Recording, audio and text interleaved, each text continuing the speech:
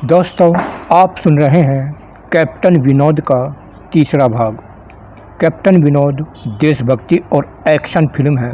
अब उससे आगे आकाश को सब याद आ जाता है। उसे लगता है वर्षा उसकी पत्नी है और भूषण ही उसका कातिल है। वह भूषण को घूर कर देखता है, मगर आयुध उसे समझाता है कि यहाँ कुछ भी बवाल नहीं करना, परिस्थिति हमारे खिलाफ है।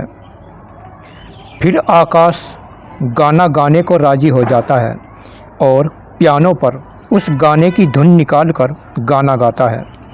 वर्षा को सब याद आने लगता है। उसके दिल पर प्रहार सा होता है और वह जाग जाती है और उसकी आँख में पानी आ जाता है और वह चारों तरफ विनोद को देखने लगती है।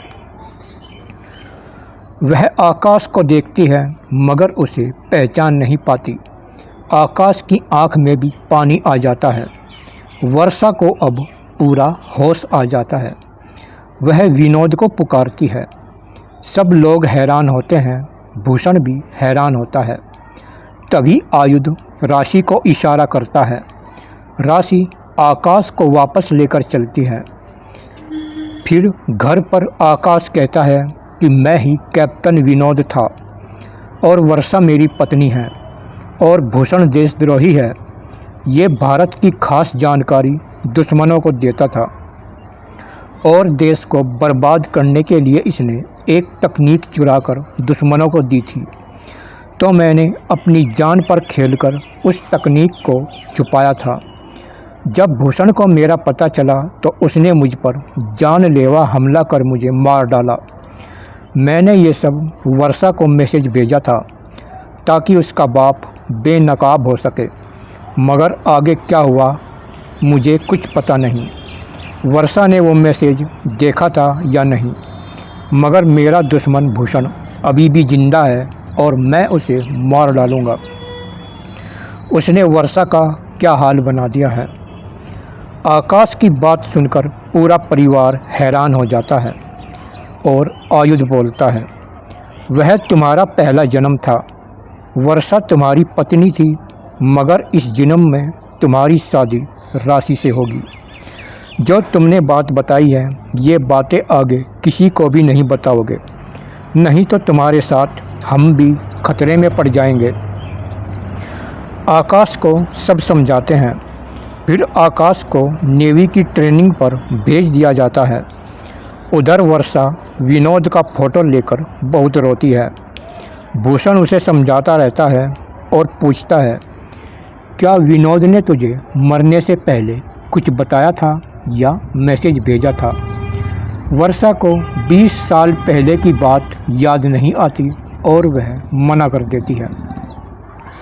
फिर भूषण गुंडों से मिलता है, बताता है कि वर्षा कुछ नहीं बता रही, शायद आकाश को बता दे, जिसके गाने से वह होश में आई थी।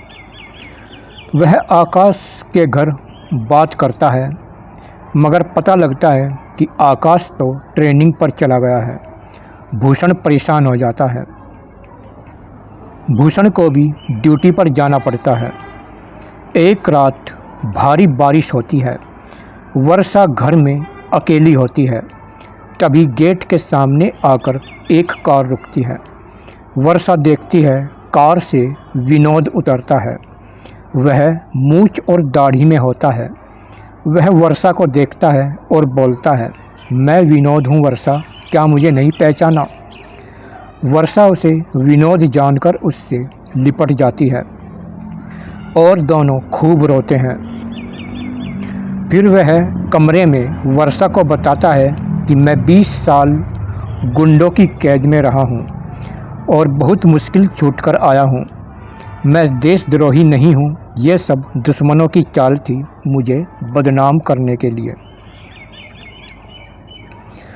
वर्षा को उसकी बातों पर यकीन हो जाता है।